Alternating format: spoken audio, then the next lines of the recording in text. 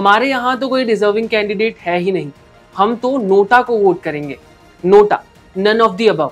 चुनाव के दौरान जनता के आक्रोश दिखाने का एक हथियार दिखता है जो प्लास्टिक का है, क्योंकि इससे किसी को कोई नुकसान नहीं होता। हाँ, देश के लोकतंत्र को इससे बड़ा नुकसान हो सकता है। अब आपके मन में भी ये सवाल आया होगा कि क्या हो अगर नोटा को किसी उम्मीदवार से ज्यादा वोट मिल जाए, क्या उस सीट पर दोबारा मतदान होगा?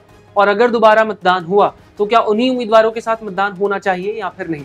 इन्हीं सवालों को लेकर जाने माने लेखक शिव खेड़ा ने सुप्रीम कोर्ट में एक याचिका दाखिल की, जिसमें कहा गया कि सुप्रीम कोर्ट चुनाव आयोग को आदेश दे कि चुनाव आयोग इस तरह के नियम बनाए कि अगर किसी सीट पर एक उम्मीदवार को नोटा से भी कम वोट मिलते हैं तो उसे 5 साल के लिए चुनाव ना लड़ने दिया जाए और उस सीट पर दोबारा मतदान कराया जाए। इस याचिका पर सुनवाई करते हुए चीफ जस्टिस डीवाई चंद्रचूड़ की अध्यक्षता वाली बेंच ने चुनाव आयोग से नोटिस जारी करते हुए इस बात की पुष्टि करने को कहा कि अगर किसी चुनाव में नोटा जीत जाता है तो क्या दोबारा चुनाव होंगे या फिर नहीं। आपको बता दें कि दिल्ली, महाराष्ट्र, हरियाणा और पुडुचेरी कुछ ऐसे राज्य और केंद्र शासित प्रदेश हैं जहां ऐसा भी होता है, लेकिन लोकसभा चुनाव और किसी और चुनाव में ऐसा नहीं है। यानी अगर लोकसभा चुनाव में किसी सीट पर नोटा को ज्यादा वोट आते हैं तो दूसरे नंबर के उम्मीदवार को विजेता घोषित कर दिया जाता है, और इसी को लेकर सुप्रीम कोर्ट में ये याचिका दायर की गई थी। अगर नोटा को एक उम्मीदवार माना जाता है तो सूरत में बीजेपी उम्मीदवार मुकेश दलाल कैसे विजेता घोषित किए गए, ये भी एक बड़ा सवाल हो सकता है। अगर नोटा एक काल्पनिक उम्मीदवार नहीं है तो उसे विकल्प के तौर पर रखा ही क्यों गया, ये दूसरा सवाल।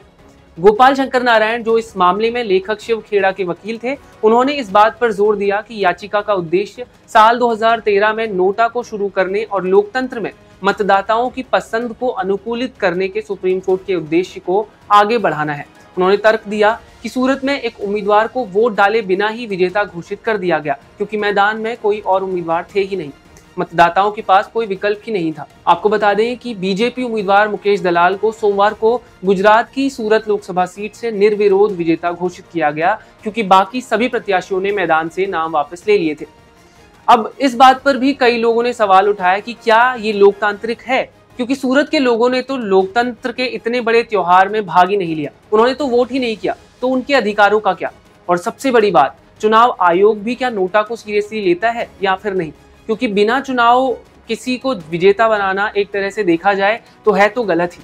शिव खेड़ा की याचिका पर विचार करने पर सहमति जताते हुए पीठ ने चुनाव आयोग को नोटिस जारी कर कहा, ठीक है, हम इस बात की जांच करेंगे। आखिरकार हमने अतीत में जो फैसला सुनाया है ये उसका ही एक नया रूप है। हम नोटिस जारी करेंगे, ये चुनावी प्रक्रिया के बारे में है।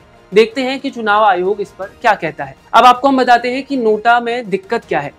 साल 2013 में सुप्रीम कोर्ट ने नोटा को एक ऑप्शन के तौर पर रखा था, जहां उद्देश्य बिल्कुल साफ था कि राजनीतिक पार्टियां जब भी अपने उम्मीदवार को चुने तो सोच समझकर जनता के सामने उसे रखे। पिछले 5 सालों में पूरे देश में लोकसभा और विधानसभा दोनों ही चुनाव में नोटा को 1.2 करोड़ वोट पड़े हैं। साल 2019 के लोकसभा चुनाव में नोटा को देश भर से 6,50,000 से ज्यादा वोट मिले, जो कि कुल वोटिंग परसेंट का 1.06% होता है। इसके अलावा 36 में से 15 राजनीतिक दलों को नोटा से भी कम वोट मिले, बावजूद इसके उन्हें सांसद बनाया गया। यानी लोग जिस सांसद को देखना नहीं चाहते थे वो भी संसद तक पहुंचे।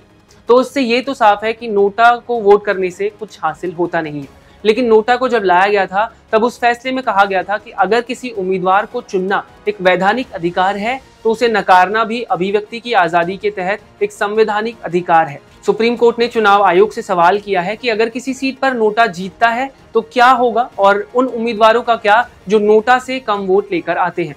अब देखना यह होगा कि इस पर चुनाव आयोग क्या जवाब देता है। आपका क्या कहना है, इस पर हमें कमेंट करके जरूर बताएं। धन्यवाद।